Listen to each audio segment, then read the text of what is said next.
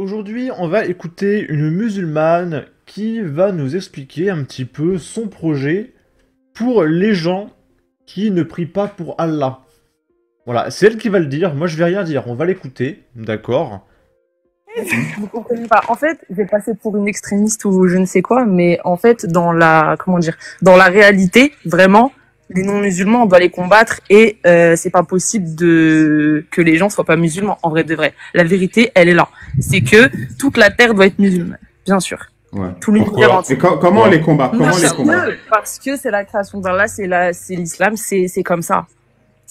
Donc, toute la terre doit devenir musulmane parce que c'est la création d'Allah.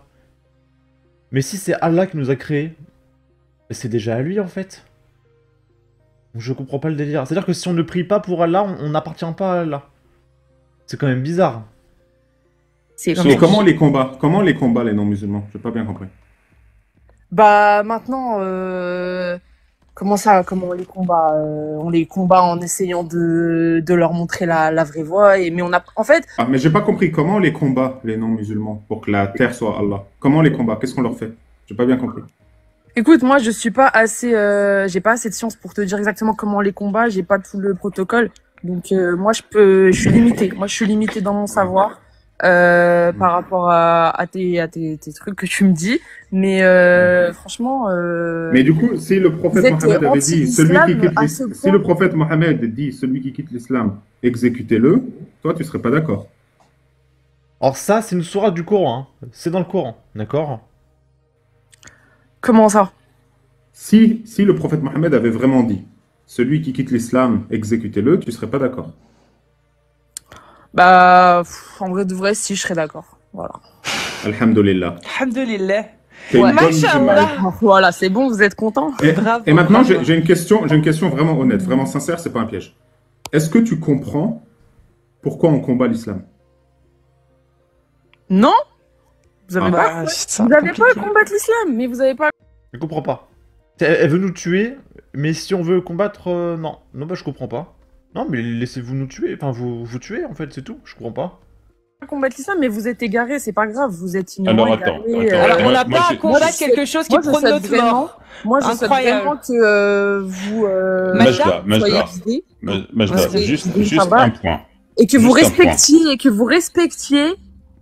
Ok, bah moi je trouve ça génial. C'est merveilleux. Je vais me reconvertir après cette vidéo, d'accord, les copains? Pour survivre, d'accord? Parce que je suis égaré. Là, on est en Autriche, et il y a Taylor Swift qui a failli mourir parce qu'il y a eu des projets d'attentats islamiques envers elle.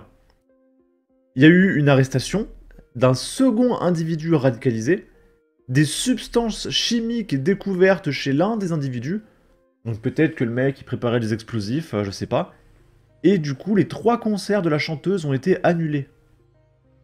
Et du coup on peut remercier la police d'avoir déjoué ce projet.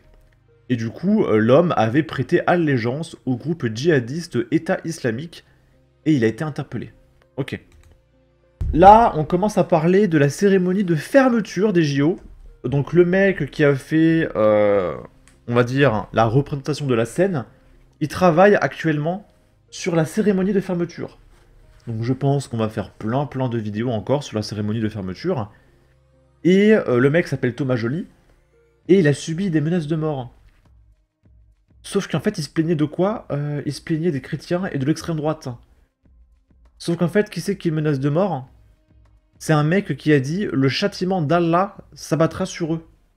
Les organisateurs de la cérémonie d'ouverture des JO de Paris portent plainte pour menace de mort. Et le mec disait que le problème, c'était l'extrême droite. D'accord. Du coup, on va aller regarder ce petit article. Le 2 août, tout au long de la journée, plusieurs courriers injurieux et haineux ont été reçus. Ces messages, reprenant un verset du Coran, indiquaient que le châtiment d'Allah s'abattra sur les organisateurs à Saint-Denis.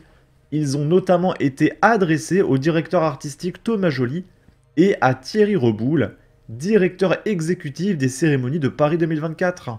Selon nos informations, ce dernier devrait à son tour porter plainte ce lundi. La brigade de répression de la délinquance contre la personne a d'ores et déjà été saisie. Mercredi, le parquet de Paris avait ouvert une enquête après que Thomas Joly, responsable artistique des 4 cérémonies des Jeux, avait porté plainte la veille.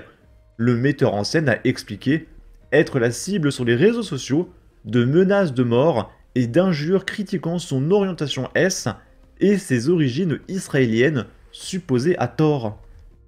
Bah, elle est où l'extrême droite? Je comprends pas. Il y avait eu plein de reportages sur BFM TV et tout.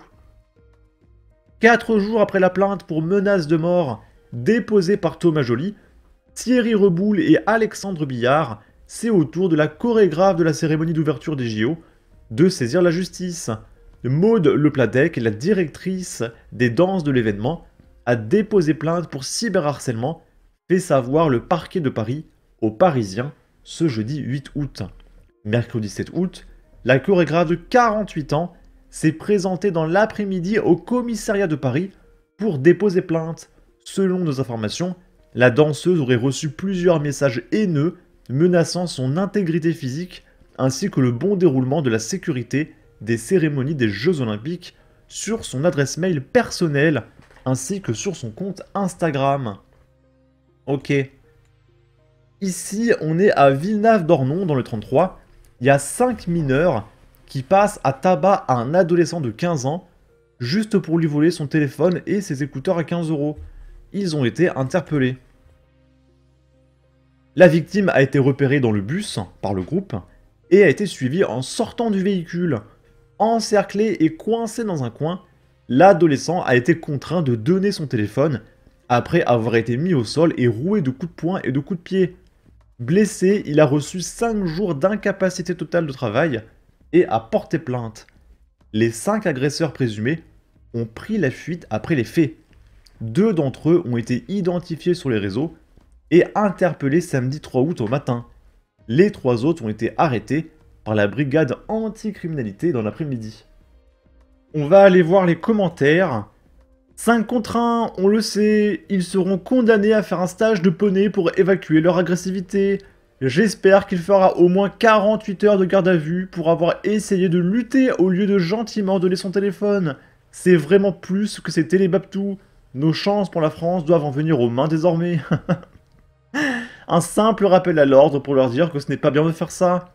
Les news d'agression en province commencent à faire surface. On n'ose même pas imaginer le nombre qui s'est passé sous silence. Tous les jours, c'est effarant.